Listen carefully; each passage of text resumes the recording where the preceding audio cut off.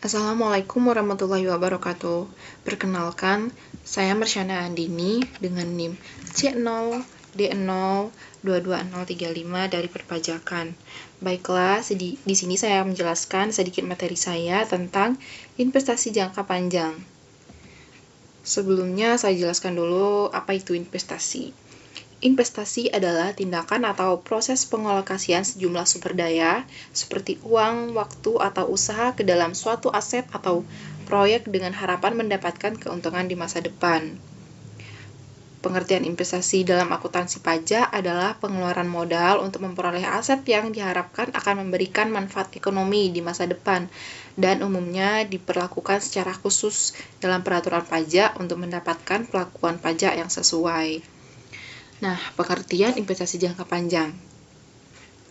Investasi jangka panjang adalah bentuk investasi di mana dana atau aset ditanamkan untuk jangka waktu yang relatif panjang, biasanya lebih dari 1 tahun. Tujuan dari investasi jangka panjang adalah untuk menciptakan pertumbuhan nilai aset atau dana tersebut seiring berjalannya waktu. Investasi jangka panjang seringkali melibatkan risiko yang lebih tinggi dibandingkan dengan investasi jangka pendek. Namun, jika memiliki potensi keuntungan yang lebih besar, investasi jangka panjang dapat dilakukan dalam berbagai bentuk seperti investasi saham, obligasi, properti, dan bisnis.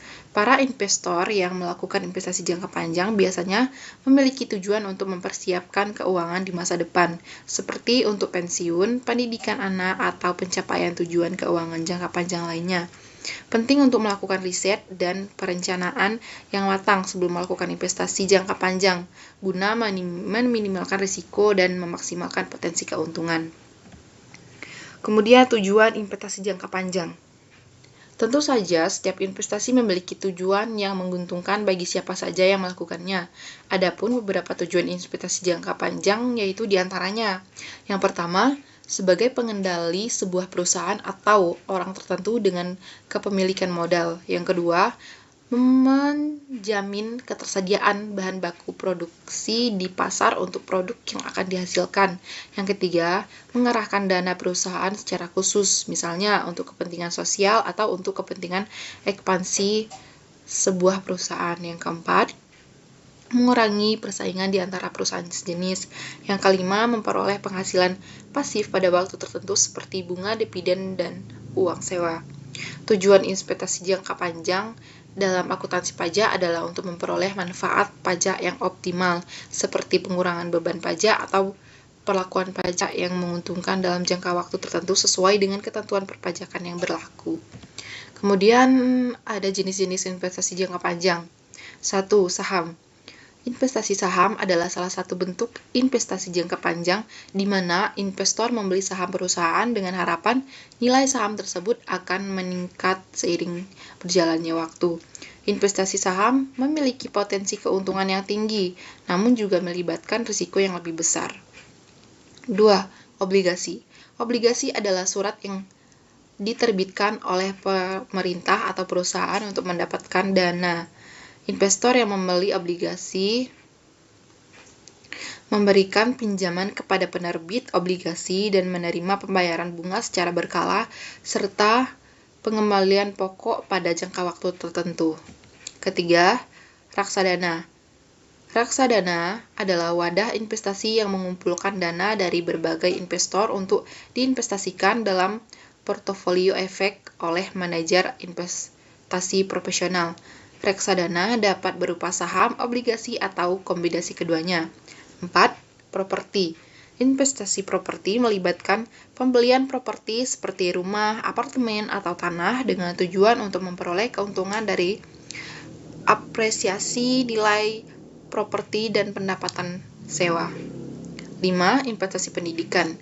Investasi jangka panjang dalam pendidikan seperti rencana pendidikan atau tabungan pendidikan dapat membantu mempersiapkan dana untuk biaya pendidikan anak di masa depan.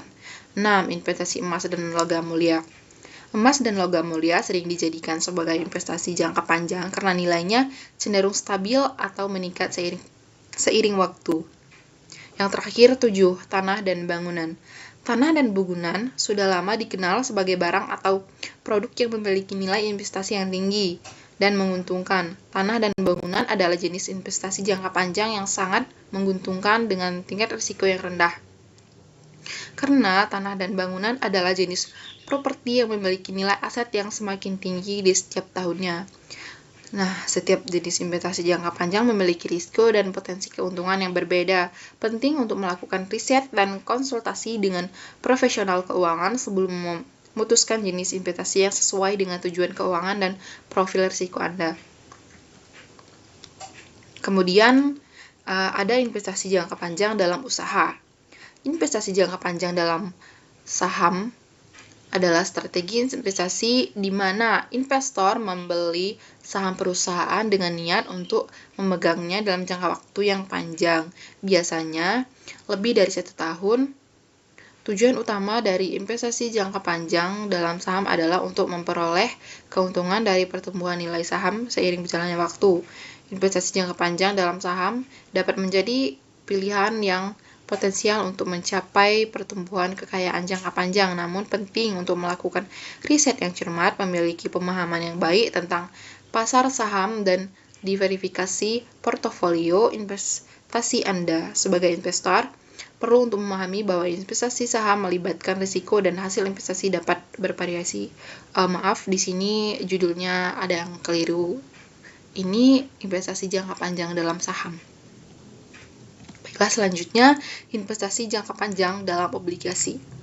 Investasi jangka panjang dalam obligasi adalah strategi investasi di mana investor membeli surat utang yang diterbitkan oleh pemerintah atau perusahaan dengan tujuan untuk memegangnya dalam jangka waktu yang panjang, biasanya lebih dari 1 tahun. Tujuan utama dari investasi jangka panjang dalam obligasi adalah untuk memperoleh pendapatan tetap dari pembayaran bunga yang diterima serta pengembalian pokok pada jangka waktu yang tertentu. Investasi jangka panjang dalam obligasi dapat menjadi pilihan yang cocok untuk investor dan mencari pendapatan tetap dan stabilitas dalam portofolio investasi mereka. Namun, seperti halnya dengan semua investasi, penting untuk melakukan riset yang cermat, memahami risiko yang terlibat, dan berkonsultasi dengan profesional keuangan sebelum membuat keputusan investasi. Baiklah, cuman itu yang dapat saya sampaikan dari materi saya. Saya akhiri dengan Assalamualaikum warahmatullahi wabarakatuh.